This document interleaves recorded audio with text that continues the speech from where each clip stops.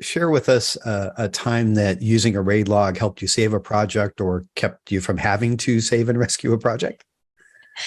I think because it's such a fundamental tool listing all out the actions, I would say the action tracker, the action log, is probably the most likely to keep me out of trouble section of the RAID log, simply because it keeps that archive of who did what when did I last speak to somebody. And when I start to feel overwhelmed on a project, or when there's a lot going on, I can come back to that and say, okay, start at the top, work down the list.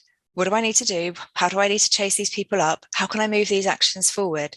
And you can see things that have been on there for months and all of the debate and discussion that's gone around it, which tells you that you need to get on and do something about it. So I would say I can't remember a time where there's been a huge disaster and the RAID log has saved me in that respect, but just generally keeping me on track, being able to see how we got to this point, avoiding rework, because we can look back and say, well, we did this, we made this decision. Why are we making it again? Why have we forgotten that we've taken this course of action for this reason? It's always fine to change your mind, and maybe we do need to revisit, but let's just remind ourselves of why we chose that route in the first place before we remake the decision.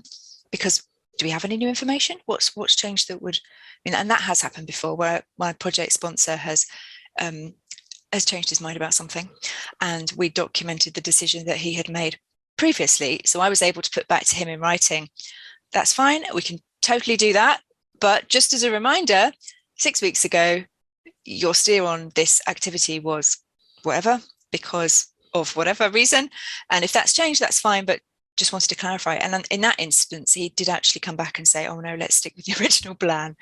So, there's small things, but they're all about control and performance management and governance and making sure that you're on track so you don't get into any of the bigger problems.